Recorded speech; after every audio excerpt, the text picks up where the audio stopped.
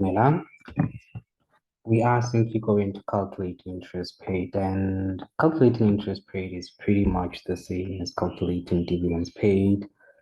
You only look for this one is actually more important when interest is not capitalized. You look for accrued expense that only relates to interest on loan. Accrued expense represents an expense that has been incurred but has not yet been paid. So if we have accrued expense, it is simply a liability. That portion of an expense we have incurred that we haven't paid, it is a liability. It means that we received a service. In this case, it's a financial service, but that service we haven't paid the cost that relates to it. Obviously, when you borrow money, it comes with a cost, and the cost of borrowing money is interest, which is an expense. If a portion of your interest or that expense of interest has not been paid, it will be included as an accrued expense in trade and other payables. And when you have an accrued expense that relates to interest on loan, I have specified earlier on in the videos, especially when we did the um, when we did the reconciliation between profit before tax and cash generated from operations. I specified in those videos that when you calculate the change in trade and other payables, always exclude three items, okay? You exclude accrued expense, only the portion that relates to interest on loan, and sales income tax. You will get different sales in your trade and other payable. There will be sales income tax. That is the only one that you exclude when you calculate the change in trade and other payables. And then you'll have shareholders for dividends, which relates to the payment of dividends. As I have shown you, all of those is what we have done thus far. We haven't done sales income tax, the payment towards sales. We will do it immediately after we finish interest expense. As I've said, the portion of interest expense that was payable was basically incurred as an expense in the previous year, but was not paid in the previous year. When we start the current year, the first thing that we must do is to pay that because it was recognized as a current liability. And that's where we go back to the definitions. A current liability, it is a liability that is expected to be settled within 12 months. That is why interest on loan, accrued expense for last year that related to interest on loan that we incurred last year, immediately when we start the current year, we need to pay it. Okay? Meaning that the unpaid portion of our interest on loan for the current year, if we have accrued expense that relates to interest on loan for current year, it means that interest was not paid. So cash was saved. I hope it makes sense. Now, for us to determine or calculate interest paid, we will use the statement of profit or loss, i.e. the income statement, as well as trade and other payables. Only if interest is not capitalized, we are going to look at accrued expense. Otherwise, we just have to look, if interest is capitalized, we just have to look at the loan statement received from the lender. Okay, let's get on with it. All right.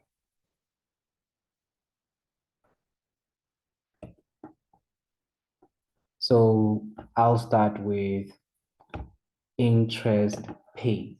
Okay, interest paid, not capitalized. This note is used to determine the interest expense paid during the financial year. In order to complete note number 5, we will need the following information from the financial statements. We will need the income statement, which is, i.e., the statement of profit or loss for the current year. And we are simply going to look at the interest expense item, which you will find at the bottom of your statement of profit or loss. And then we will need your trade and other payables notes. For the current year and the previous year, we specifically look for accrued expense that relates only to interest on loan. Now, this is how interest paid note will look like. We are going to have accrued expense from the previous year. We put it in brackets because it must be paid. It was a current liability last year, therefore it must be paid in the current year. And the interest expense that you get in your statement of profit or loss, all of it will result in a cash outflow.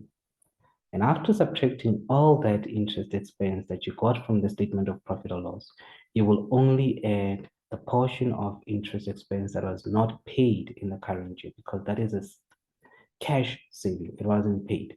So accrued expense means we're still owing it and it will only be paid next year. For this year, it is just an inflow. And voila, you get your interest expense.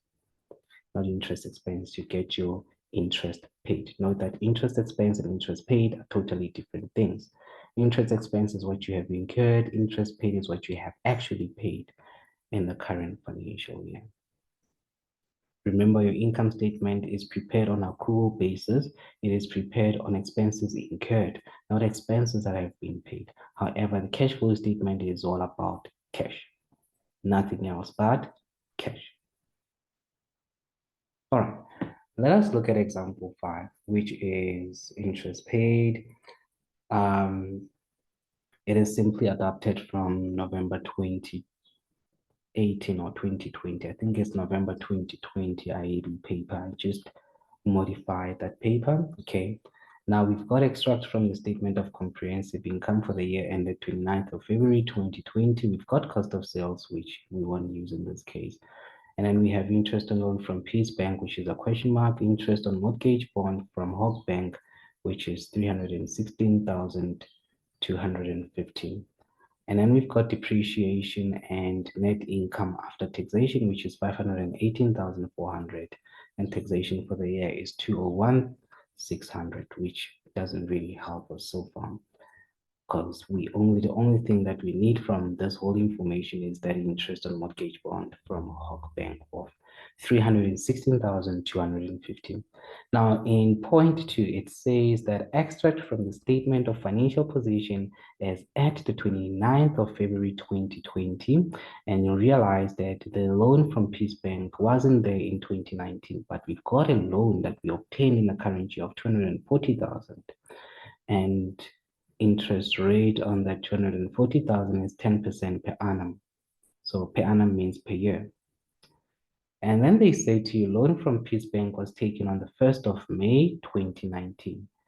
Note that our financial year will start on the 1st of March 2019. So this loan was taken 2 months after the beginning of the financial year.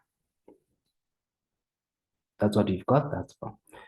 And then they gave us trade and other payables, and we've got accrued expenses, accrued or payable, and in brackets we have interest on loan, and that's what we really, really need.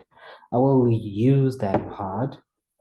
I will start with the first part of 2,500. That first part of 2,500 will go straight to my interest paid note, and I will simply put it in brackets because it has to be paid. Okay. Now, I'll have interest expense from Peace Bank. I don't know why I put out there.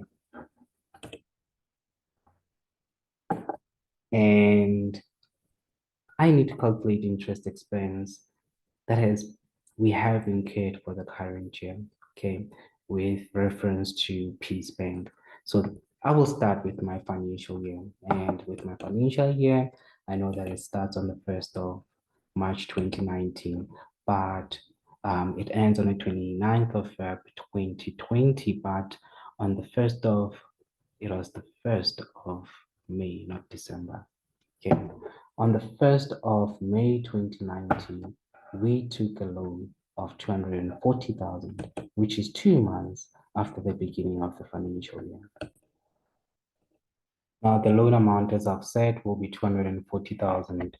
We've had this loan only for 10 months. From the 1st of May until the 29th of February 2020, that is a period of 10 months. Now, for that period, we will simply have the loan of 240 times 10% times 10 over 12. We are portioning that because it can't be for a year, it has to be for 10 months. So interest expense resulting from that will be 20,000. Let us prepare our interest paid note. That will start with accrued expense from last year, which was 2,500. It has to be paid, and interest expense will be made up of the following. Okay, I've done this calculation before. It will be made up of that 316,250 plus 240,000, which is the interest from Peace Bank. That 316,250 is interest from the loan that we got from Hawk Bank, which was a mortgage bond, that is, which is a loan offered whenever you buy property. So our interest expense in total will be 336,250. All of it will be put in brackets. And accrued expense that relates to interest on loan, we are going to add it back because that hasn't been paid. It means that of the interest expense we have incurred, 3,000 of it was not paid, resulting in a cash saving, cash inflow. That's why we're adding it back. And when you take that minus 2,500 minus 336,250, and then you add this 3,000, you will get your interest paid. Your interest paid for the year will be 335,750. Okay. Let us look at this one here. Please try it out. I will simply give you around 5 minutes to complete it. Okay, you will pause when you need it and just rewind if you need to go back to this section here. Okay, it continues up to here. All I need from you is this. Complete this quickly. You've got 5 minutes.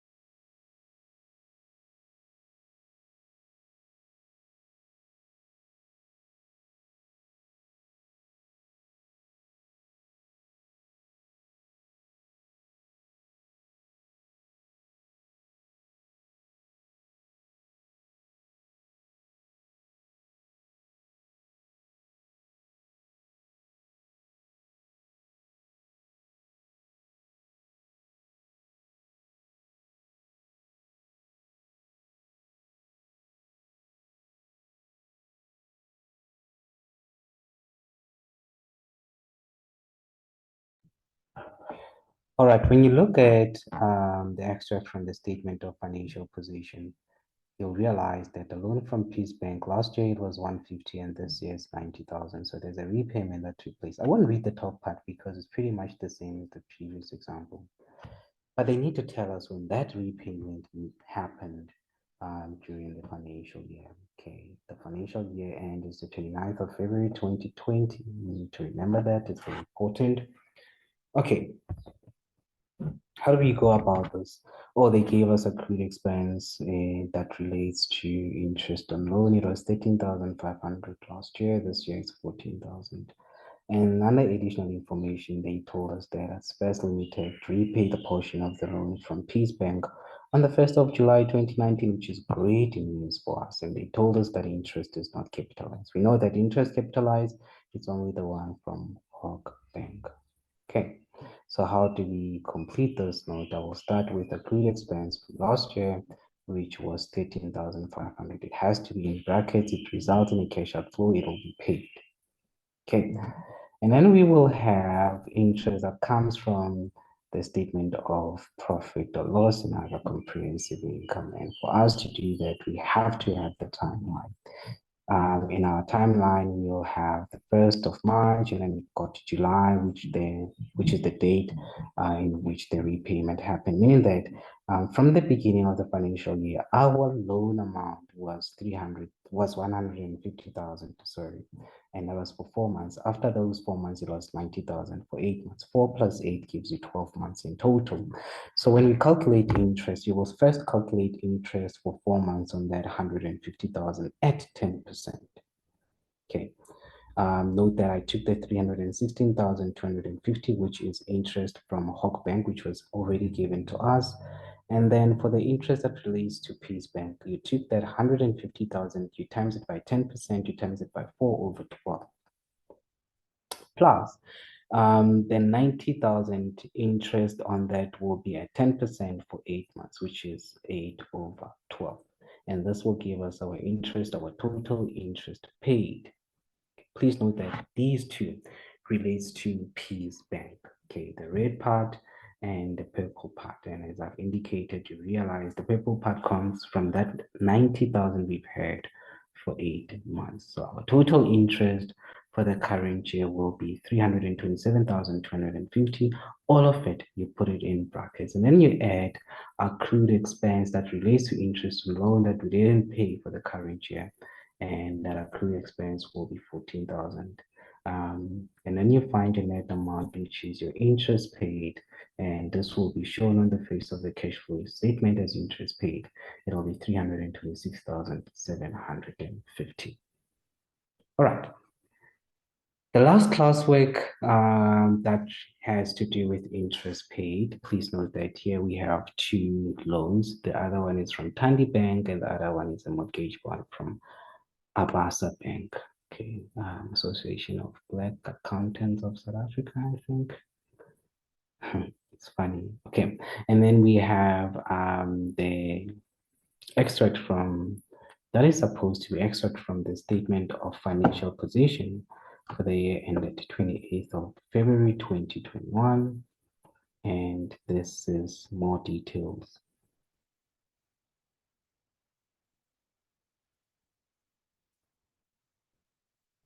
You realize that one of the loans has been capitalized, interest on one of the loans is capitalized, and interest on one of the loans will not be capitalized. Okay, you'll have to take that into account. How many minutes can I give you? Yeah, can I give you 10 minutes? Okay, let me check. So it's 18:03. You should be done. I'll give you 7. She'll be done at 18:10.